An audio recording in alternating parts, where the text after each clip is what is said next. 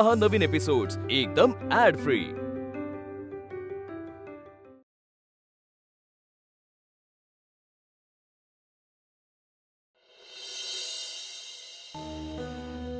आई, आई मी मुक्ताला घेऊन घरी आलो।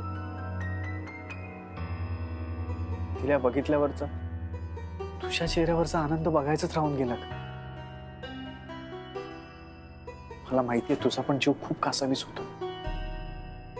कोणाच्या तरी शब्दापुढे, धमकीपुढे तू आज परत स्वतःला कोंडून घेतलेस। इतक्यांसाठी तू एवढं करतेस, एवढी झटतेस, तुझ्या वाटेला एकाकीपणाचा।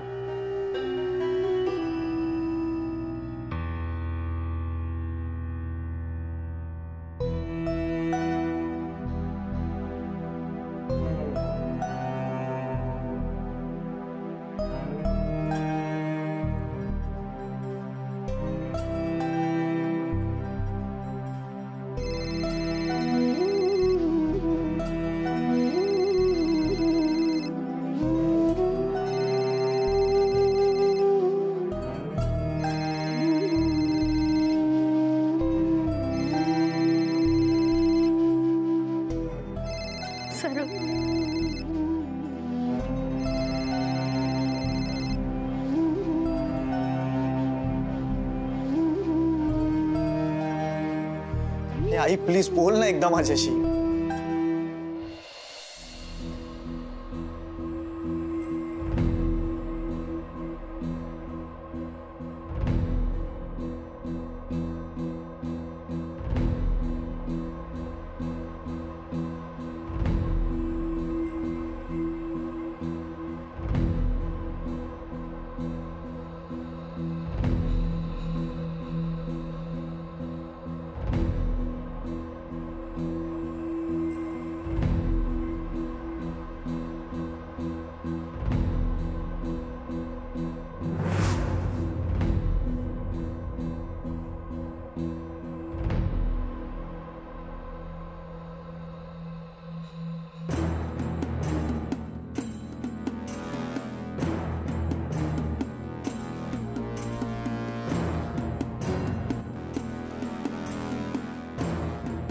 काय करावं?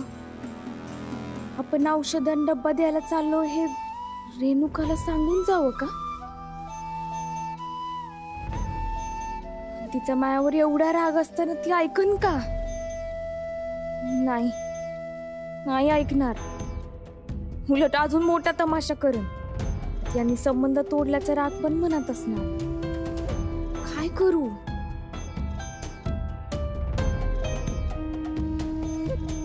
देवी आई, या गोंधळातून लवकर सोडव।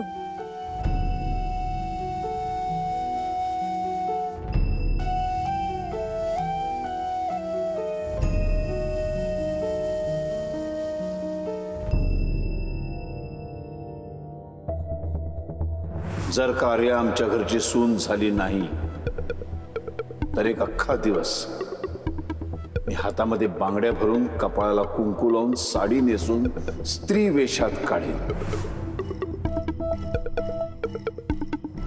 आमच्या दोघीत तुला कोणाला तरी एकाला निवडावंच लागेल। सांग, मी की मुक्ता? मुक्ता।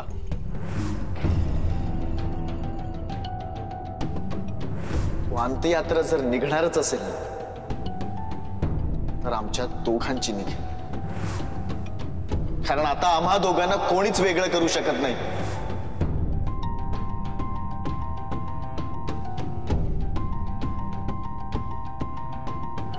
हा बंद दरवाजा, लोकांचा विरोध आपल्या नात्यात कोणताच दुरावा आणू शकत नाही।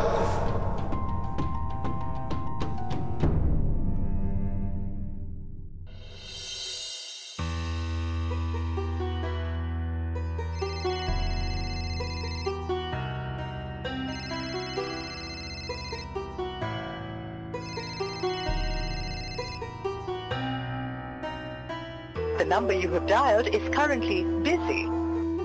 आई बघूया आपल्यात जास्त हट्टी कोण आहे, नकोच रुसतो। पण मी पण फोन लावायचं थांबणार नाही.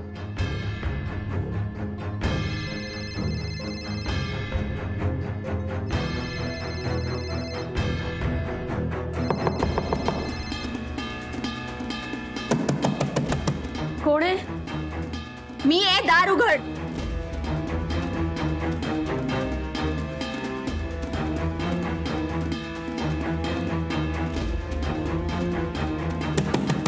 हो उघडते.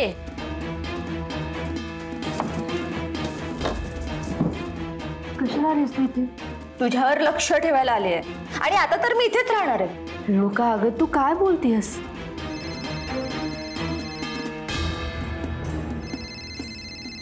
रेणुका यासाठीच आली आहे मी इथे. अगं माझ्या मागे तुमचे काय डाव चालले आहेत ते कळायला पाहिजे मला. आणि तिकडे दादांची काय हालत झाली हे कोणालाच दिसत नाहीये. आणि या सारंगला ना तर आई आई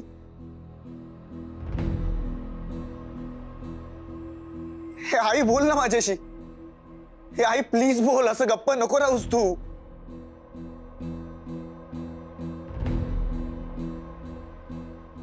मला माहिती आहे त्यांनी तुझे ओठ शिवलेत आणि म्हणून तुला बोलता येत नाहीये. पण आई प्लीज एकदा माझ्याशी बोल ग. आमच्यामुळेच तुझ्यावर ही वेळ आली. काय रे सारंग, तुला आईचा त्रास न बघताच दिसतो रे. दादांचा त्रास, त्यांची तळमळ ती नाही दिसत तुला अजिबात. रेणुका त्यांची इज्जत, त्यांचं नाव हे सगळं तुझ्यामुळे पणाला लागले. त्यांनी निंबाळकरांसमोर केवढं मोठं चॅलेंज घेतलंय हे तुला अजून माहीतच नाहीये. आणि समजलं ना तरी तुला काही फरक पडणार आहे म्हणा. पण मला फरक पडतो. हा एक गोष्ट लक्षात ठेव, दादांना जर त्रास झाला ना त्याच्या 10 पट त्रास मी तुम्हाला सगळ्यांना देते की नाही ते बघ. आपापल्या रूम मध्ये बसून डाव आखाल, चाली खेळाल, पण अशी स्वप्न बघूच नका. कारण आता मी कायम तुमच्या अवतीभोवती असणार आहे. Renuka hello hello.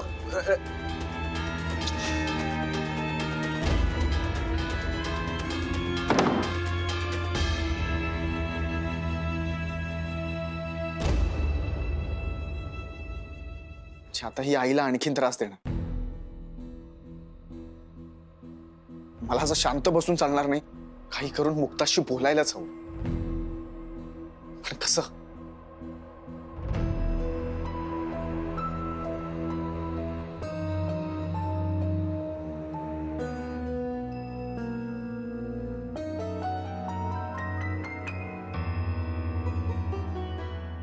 हा पप्या भाऊ तेच माझी मदत करू शकतात. पण त्यांना सांगायचं कसं? माझ्याकडे ना फोन आहे ना त्यांचा नंबर. पप्या भाऊ तुम्हीच माझ्या मनाचा आवाज ऐकलात तर बरं होईल.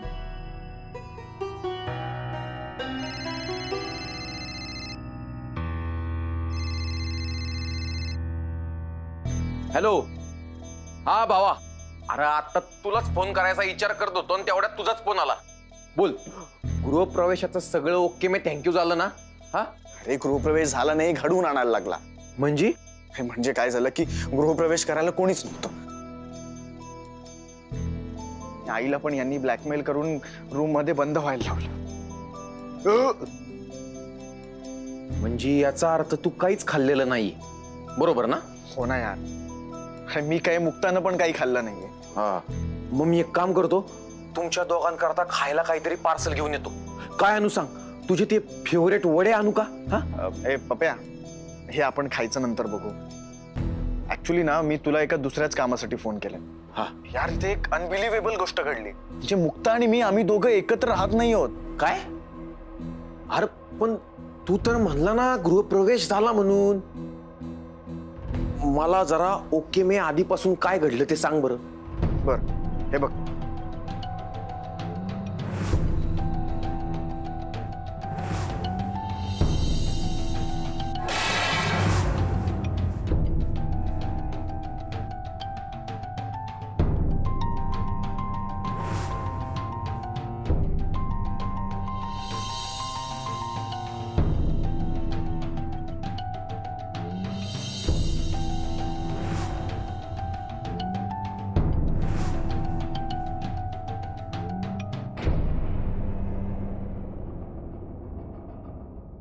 आईला एवढा तमाशा घडला. सारंग, मला नाही वाटत ते तुम्हाला तिकडे सुखानं जगू देतील म्हणून. तुम्ही एक काम करा, तुमच्या बॅगा भरा आणि सरळ इकडे निघून या. तुम्ही दोघं काय मला जड नाही. असंच करा. तिकडं राहून असं तीळ तीळ मरण्यापेक्षा इकडं माझ्याकडे येऊन राहा. यार पाप्या, आयुष्यात तुझ्यासारखं एकतरी मित्र पाहिजे यार. अरे अजून किती जीव उधळणार आहेस माझ्यावर. हे भाऊ, उगाच इमोशनल नको बर का. आपल्याला नाही जमत. मैत्री काय फक्त गाडीवरून फिरायला केली काय? तुम्ही आत्ताच्या आत्ता बॅगा भरा आणि इकडे निघून या. नाही रे पाप्या, तसं करणं खूप सोपं आहे, पण मी तसं नाही करणार. हे बघ, मला मुक्ताला तिच्या हक्काचं घर द्यायचंय. ह्या घरात राहून आम्हाला स्वतःची जागा निर्माण करायची आहे. हा जो काही तणाव आहे ना, तो संपवायचा आहे. हे बघ, अरे मला ना सगळ्यांना एकत्र बांधायचंय, आणि ते घराबाहेर राहून थोडीच जमणार आहे. बर, मग मी तुमच्यासाठी काय करू ते सांग. पप्या, तुझ्याकडे एक्स्ट्रा मोबाईल आहे का? हा, हाय ना, कायमच असतो इमर्जन्सीसाठी. गुड. आता तू म्हणजे काही दिवस तुझ्याकडे नसला तर चालणार आहे ना? म्हणजे हा, आलं लक्षात. काम झालंच म्हणून समज भावा.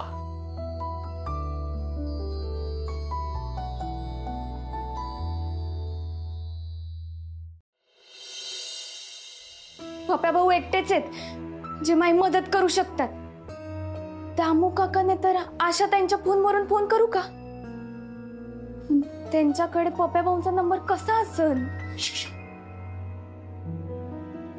पप्या भाऊ तुम्ही? हो, मी किती याचा तुमचाच विचार करते, आणि तुम्ही देवावानी खिडकी जवळून उभं राहिलात. पण तुम्हाला कसं कळलं मला तुमच्या मदतीची गरज आहे? अगं, या देवाला एका देवानच पाठवलंय. आई, कसं ग लक्ष तू? अगं म्हणजे सारंगनं पाठवलंय, पण मला खिडकीत नको उभा करू, कारण मला जर इकडं कोणी पाहिलं ना तर माझ्या नगरकरांच्या गृहातल्या प्रवेशावर आजन्म बंदी येईल. बापरे, तुम्ही आत या. हा,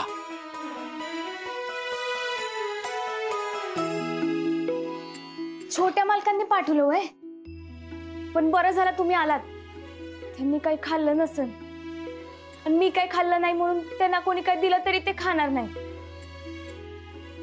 आईने डब्बा दिला होता, तो त्यांच्यापर्यंत पोचवायचा होता, आणि त्यांची औषधं पण नेमकी माझ्याकडेच राहिली, ती पण द्यायची होती.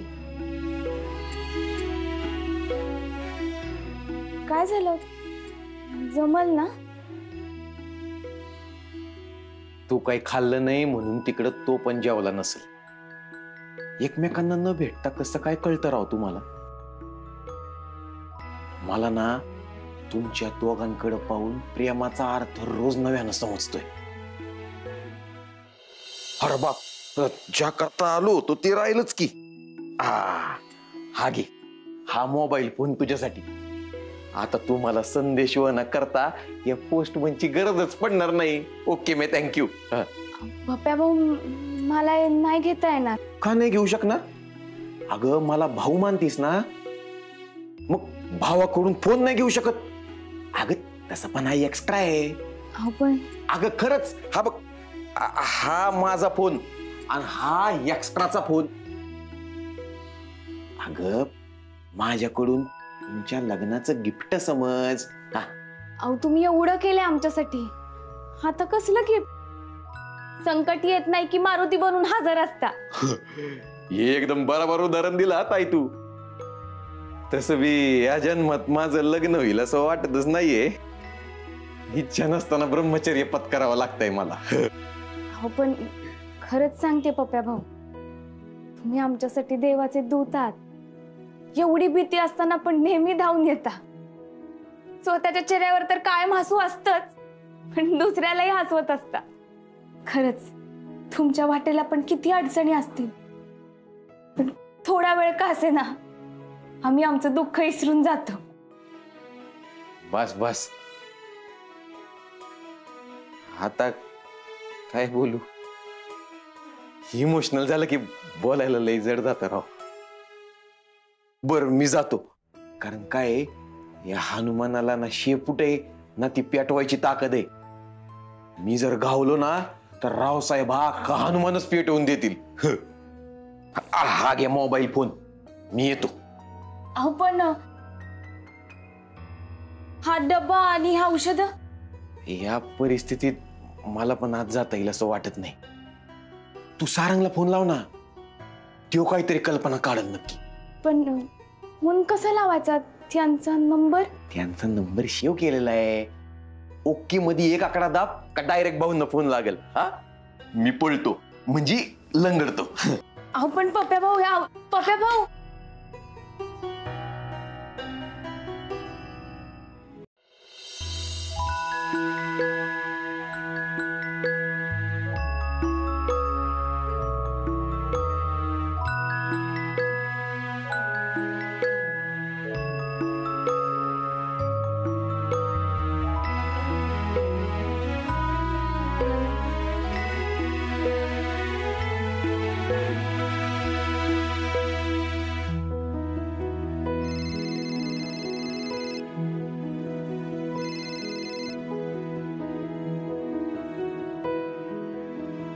मुक्ता,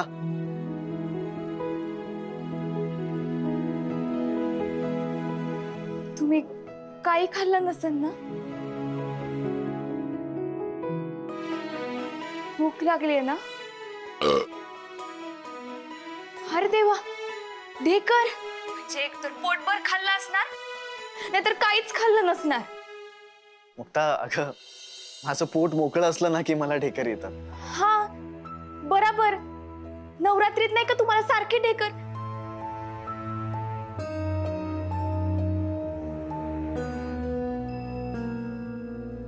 पण तेव्हा तर पोटभर खाल्लं होतं म्हणाले ना?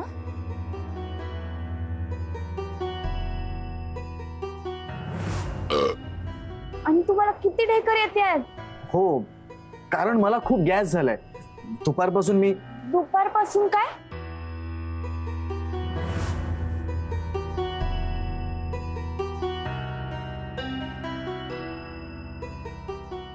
म्हणजे तेव्हा पण उपाशी होता का? हो, तो निरंकार उपास धरला असताना माझ्या घशाखाली तरी कसा घास उतरला असता ग.